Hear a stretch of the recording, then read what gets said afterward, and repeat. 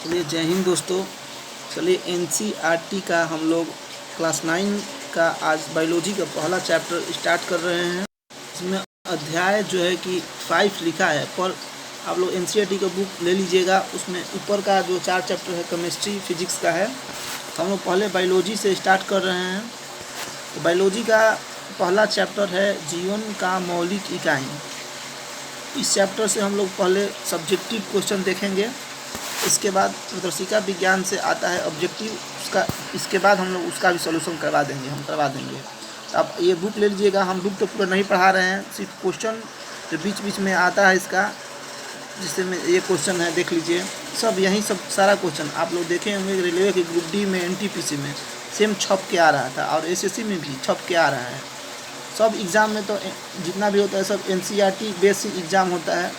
इसलिए क्वेश्चन का आप लोग ये जो है पूरा पीडीएफ से आप लोग बुक ले लीजिएगा। ये बुक जो है आप अपने से पढ़िएगा, आप बोलिएगा तो इसका बुक हम भी पढ़ा देंगे।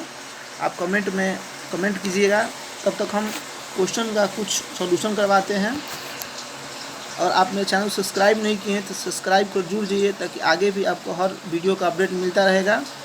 चलिए हम लोग पहले जो भी जितना भी इसका ऑब्जेक्टिव क्वेश्चन है, सब्जेक्टिव क्वेश्चन है, उसका हम पहले डिटेल वाइज आपको जानकारी देते हैं। इसके बाद हम लोग ऑब्जेक्टिव क्वेश्चन देखेंगे। तो चलिए हम लोग देखते हैं। जीवन की मौलिक इकाई से स्टार्ट करते हैं। जो बायोलॉजी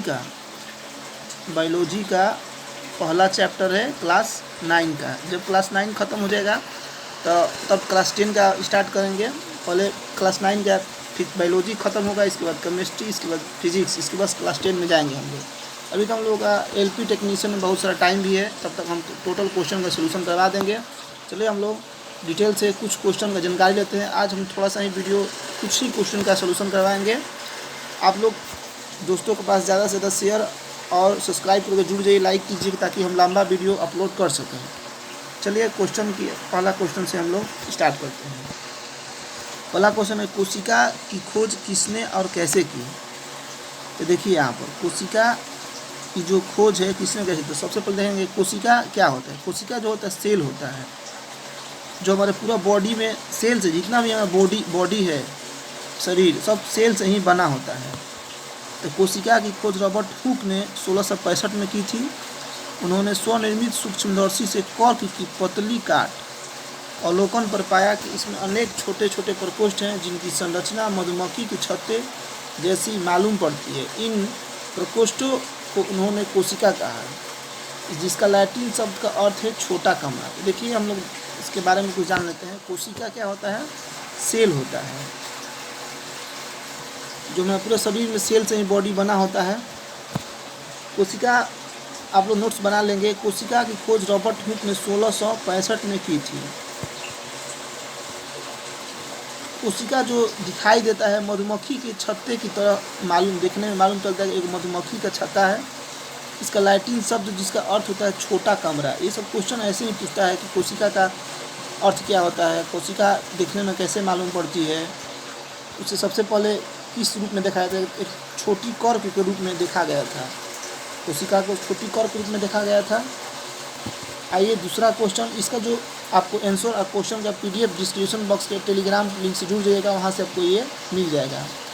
आइए दूसरा क्वेश्चन का देखते हैं हम लोग। कोशिका को जीवन की संरचनात्मक एवं क्रियात्मक इकाई क्यों कहते हैं?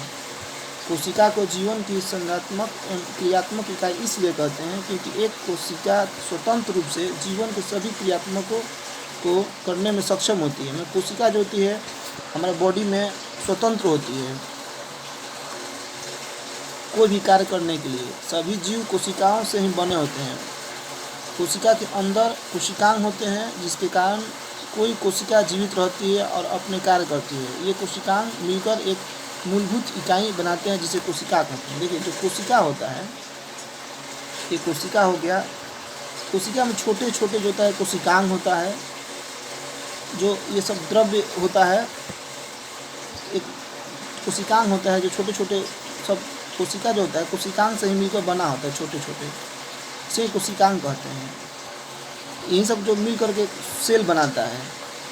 और ये स्वतंत्र होते हैं, कोई भी हमारे शरीर में कार्य करते हैं कोशिका ही करते हैं। जैसे मान लो चोट लग गया कहीं देखते हैं काला पड़ जाता है, जो हमको शरीर में चोट लगता है तो काला काला धब्बा हो जाता है। तो कोशिका ही जो इसको खाती है और हम लोग कोशिका नया कोशिका बन जाता है, वहाँ से कालापन हो जाता है। वही सब कोशिका है शरीर में हमारा। आइए अब आगे के कोई पृष्ठ संख्या 68 है, जिसे आपको क्वेश्चन दिखाए थे बुक से, आप लोग मिला लीजिएगा। ठीक क्वेश्चन है, CO2 तथा पानी जैसे पदार्थ कोशिका से कैसे अंदर तथा बाहर जाते हैं, इस पर चर्चा करें। देखिए CO2 कार्बन जो CO2 जो है पानी कोशिका में हमें शरीर से कैसे अंदर या बाहर आते जाते रहते हैं। देखिए क्या लिखा है, कोशिका से CO2 अंदर तथा बाहर विसरण प्रक्रिया द्वारा जाते हैं। देखिए एक होता है विसरण, एक होता है परासरण। आप लोग समझ जाइए, विसरण जो होता है ये हवा में होता है। हवा जो फैलती है, सुगंध जैसे अगरबत्ती का धुआं, ये सब विसरण के माध्यम से फैलती है। परासरण जब भी आएगा तो आप लोग याद रखिएगा, पानी परासरण, पानी जो गति करती है, पानी बाहर अंदर आती जाती है कहीं से भी, पेड़ पौधा शरीर से, तो परासरण विधि द्वारा होती है। अब विसरण हवा में होता है। वही लिखा है, कोशिका से CO2 अंदर तथा बाहर विसरण प्रक्रिया द्वारा बाहर आते जाते हैं।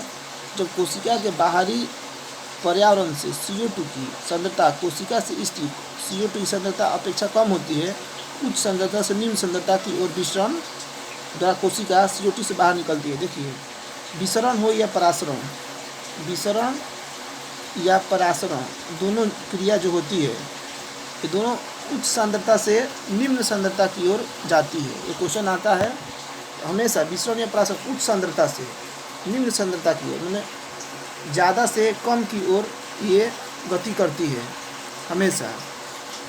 इस पर आप लोग ध्यान दीजिएगा। यही लिखा हुआ है, जल के अणुओं की गति जब वर्णात्मक परागम्य झिल्ली द्वारा हो तो उसे परासरण कहते हैं। चलिए इसका भी आपको सब जितना भी क्वेश्चन है, ये सब का क्वेश्चन का सॉल्यूशन आपको डिस्क्रिप्शन बॉक्स के टेलीग्राम लिंक मिलेगा, वहाँ से जाएगा, आपको ये PDF मिल जाएगा। चलिए हम लोग दूसरा क्वेश्चन देखते हैं। ये पेज 68 का था दूसरा क्वेश्चन, प्लाज्मा झिल्ली को वर्णात्मक परागम्य झिल्ली क्यों कहते हैं। देखिए प्लाज्मा झिल्ली जो होती है, कोशिका की प्लाज्मा झिल्ली होती है, बाहर होती है, जो क्या करती है, ये सब जो होती है, जो बाहरी पदार्थ को आवागमन या भीतरी पदार्थ आवागमन जो होता है, ये वर्णात्मक जो झिल्ली होती है वहीं देख रेख करती है, किसको बाहर जाना है, किसको बाहर से अंदर आना है। तो क्वेश्चन है, प्लाज्मा झिल्ली को वर्णात्मक परागम्य झिल्ली क्यों कहते हैं।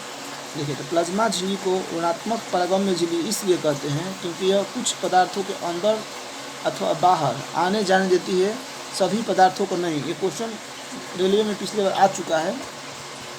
तो ये लिखा है कि प्लाज्मा झिल्ली को वर्णात्मक परागम्य झिल्ली इसलिए कहते हैं क्योंकि ये कुछ पदार्थों के अंदर तथा बाहर आने देती है, सभी पदार्थ को नहीं, अन्य पदार्थों की गति को भी रोकती है। ये कोशिका होता है, कोशिका में बाहरी झिल्ली होती है, उसे ही प्लाज्मा झिल्ली कहते हैं। प्लाज्मा झिल्ली जो होती है ये हमारे शरीर में यही देख रहे हैं कौन सी पदार्थ आएगा, कौन सा पदार्थ जाएगा, ये जो होता है प्लाज्मा झिल्ली ही निर्धारण करती है, सभी पदार्थ को आने जाने नहीं देती है।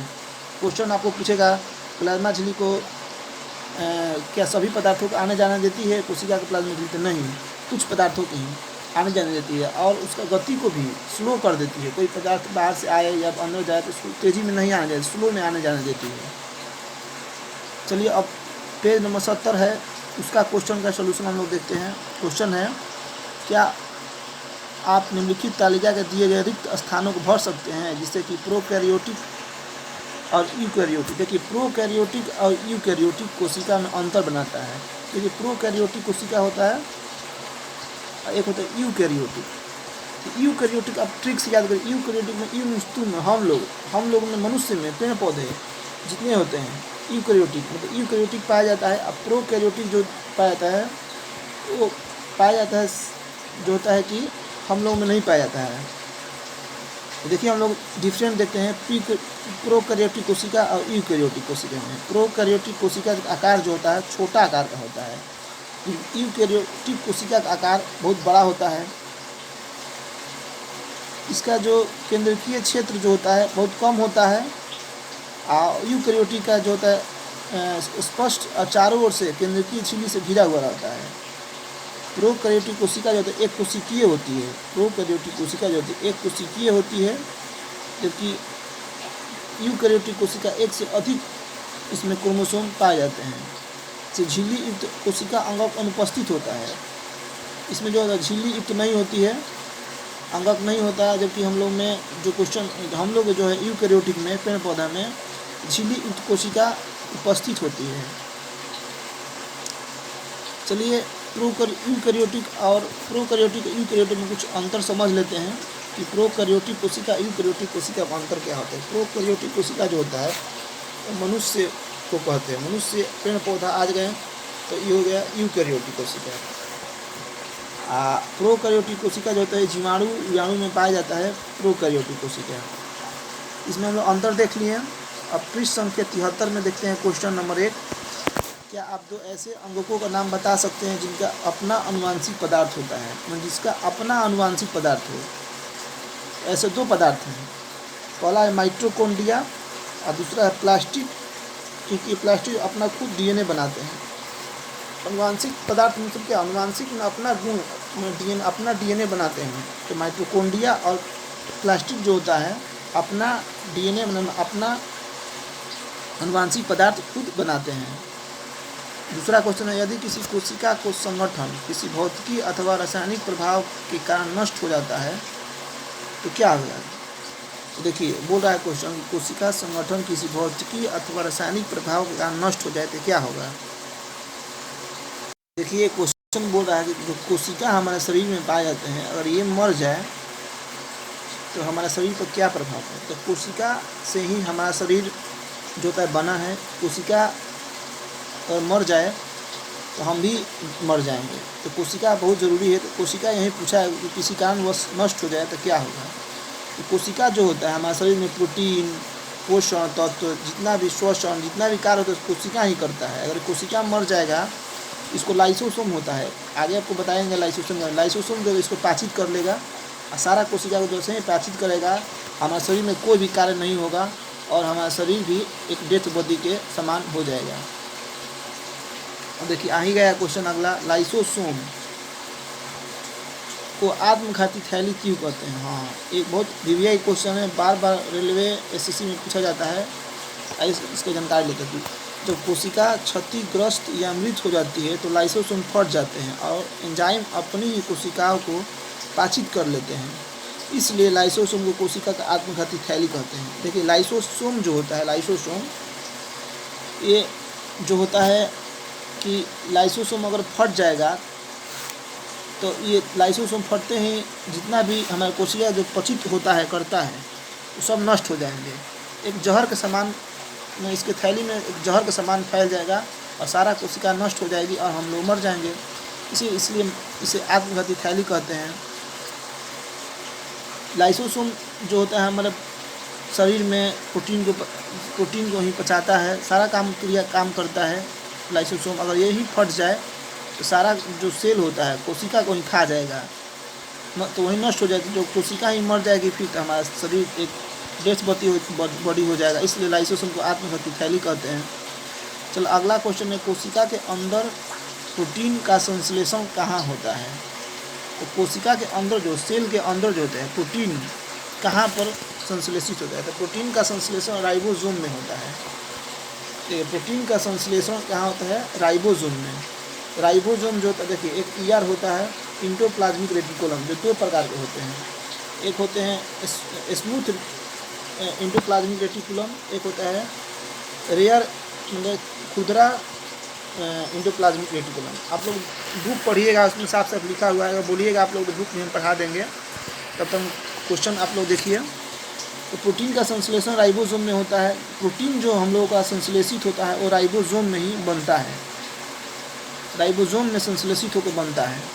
चलिए आगे का क्वेश्चन जो है हम लोग दूसरा वीडियो में देखेंगे, क्योंकि लंबा ज़्यादा वीडियो हम नहीं बना सकते हैं। आप लोग चैनल को जितना से ज़्यादा सब्सक्राइब कीजिए और शेयर कीजिए अपने दोस्तों के पास, कि हम लंबा वीडियो बना सकें। जब ये पूरा क्वेश्चन समाप्त हो जाएगा इसके बाद हम ऑब्जेक्टिव क्वेश्चन भी आप लोगों को बताएंगे।